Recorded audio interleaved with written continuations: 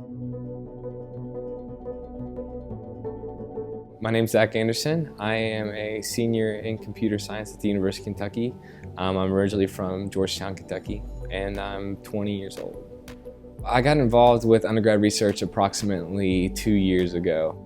So the research project is essentially showing how wearable devices can be beneficial in the operating room. Long story short, we found out that the anesthesiologist gets very distracted easily. So he has a lot of things that he has to do as far as monitoring the vital signs.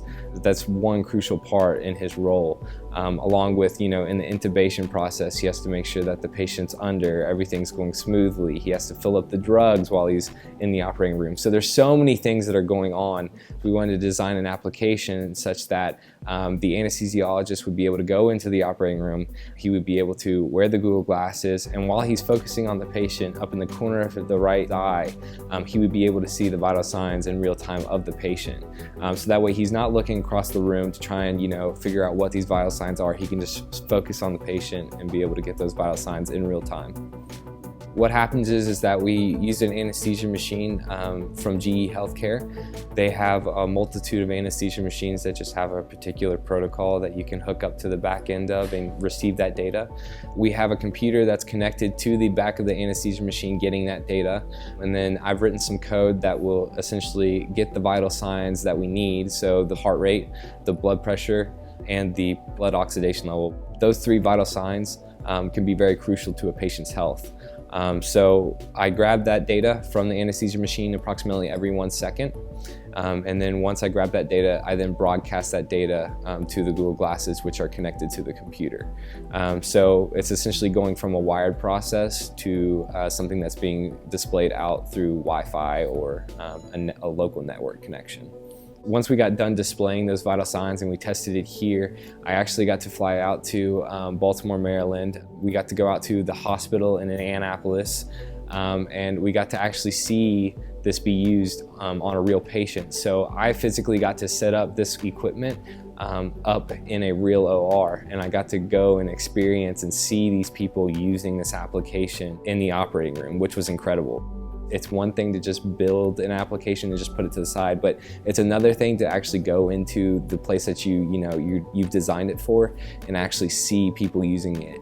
And if I could describe to you the look on people's faces when they use this application, I mean, it was just incredible.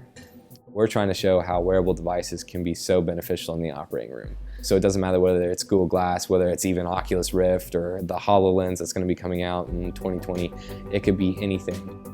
So the next step would potentially be to get a publication, be able to get grant money out of this, things like that, to be able to just keep on going with this process and show how easy and how user-friendly this thing could be for the anesthesiologist or for even the surgeons in the operating room. If you would ask me about 5 months ago whether this project was actually going to work or not, I would just sit there and say, I'm trying my best here, but I don't really know if I'm ever going to even see this work. And so not only was it really cool for me to be able to see this project grow as being a freshman and learning all these other things going to my junior year, but it was also really cool just to be able to say hey, this is the final project.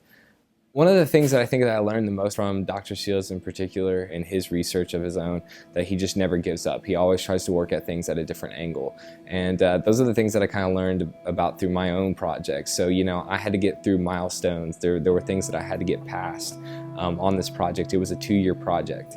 I admire Dr. Seals for that because, he just never quits, he never stops. And I try to do that with my own research here as well. So, because I got to meet with Dr. Gansas and be able to talk to him, I was able to figure out, okay, this is what the problem is. This is where we could potentially use computer science to help and to figure out this problem. So you don't really know what's going on out in the world until you actually go out there yourself and look and see what's going on. I love the fact that I'm able to bring something that I'm really passionate about, like computer science and programming, and be able to mix that into actually helping somebody else. Because, I feel like we all have a purpose here. We all want to help people and make our lives easier and better. So research not only just gives me the ability to be able to go out and branch and network with people and be able to meet new people, but it's also given me the opportunity to just kind of think about, my own ideas and think about what kind of other things that I could potentially build that could help other people. I have absolutely loved my experience here.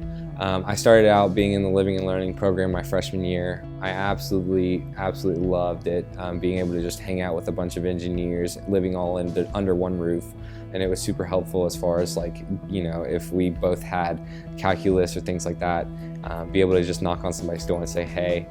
And then with the professors and things like that, just being able to talk to them and figure out how they got here and what they're passionate about is super neat. I did co-op my freshman year at Toyota. My sophomore year I did it at GE Appliances in Louisville, and then now I'm going out to Carnegie Mellon University to be in their Software Engineering Institute. I wouldn't have gotten any of those jobs without UK. I wouldn't have been able to meet the friends that I have here at UK without UK's Living and Learning program. I wouldn't have been able to be here doing the research and doing the things that I love, being able to build things that nobody else has ever done in America without UK.